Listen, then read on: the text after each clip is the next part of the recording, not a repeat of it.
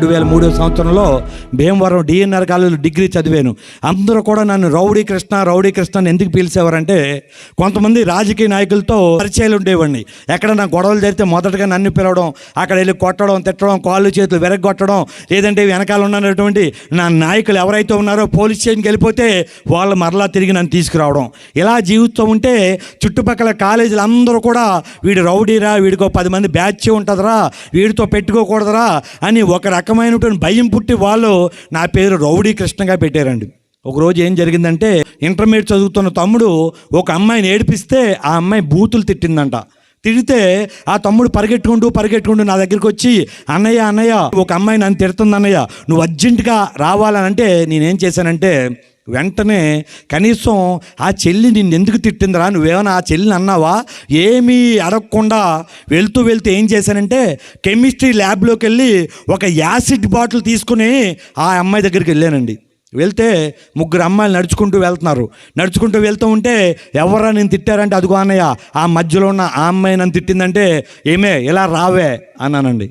చూడండి నా లాంగ్వేజ్ ఎలాగుందో.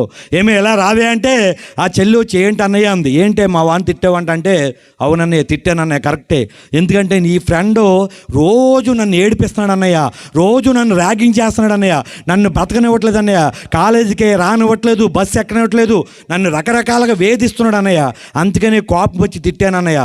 నావన్నీ నాకు చెప్పకు, నువ్వు అర్జెంటుగా మా ఫ్రెండ్ కాళ్ళు పట్టుకుని క్షమాపణ చెప్పవా అని అడిగాను. నేనెందుకు చెప్పాలన్నయ్య, మీ ఫ్రెండే నన్ను తిడుతున్నాడు, కావాలి ఇదిగో మా ఫ్రెండ్స్ ఉన్నారు వాళ్ళని అడిగంటే, అవన్నీ నాకు అనవసరమే, నువ్వు చెప్పవా అంటే, నేను చెప్పనందండి నా చెల్లి. వెంటనే నా కోపం వచ్చేసి ఏం చేశానంటే, నా చేతిలో ఉన్న యాసిడ్ బాటిల్ ఆ చెల్లి ముఖం మీద ఎలా వేసి కొడితే, ఎప్పుడైతే నా చెయ్యి ఇలా వెనక్కి వెళ్ళిందో, బాటిల్ ఇంకా ఆ చెల్లి ముఖం మీద పడకముందే ఆ చెల్లి పక్కకు తప్పుకుంది, బాటిల్ వెళ్ళి పక్కన పడింది.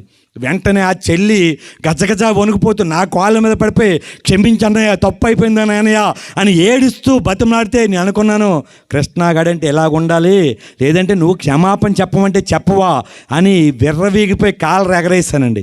అలాంటి రౌడీకరమైన జీవితం ఎప్పుడైతే నా హృదయంలోకి దేవాతి దేవుని అంగీకరించానో, అంతకుముందు మీలాంటి ఆడది కనపడితే ఎలా ఏడిపిందామా అనేటువంటి ఈ జీవితం, ఈ బ్రతుకు ఈరోజు దైవ సన్నిధిలో నిలబడి చెప్తున్నా, మీలాంటి ఆడది కనపడితే అక్క అని పిలుద్దామా, చెల్లి అని పిలుద్దామా, అమ్మ అని పిలుద్దామా, లేదంటే తల్లి అని పిలుద్దామా అనేటువంటి మంచి మనసు నా యేసయ్య నాకు ఇచ్చాడు. గట్టిగా చప్పలు కొట్టు, యేసయ్య నామమున మహిమపడదాం.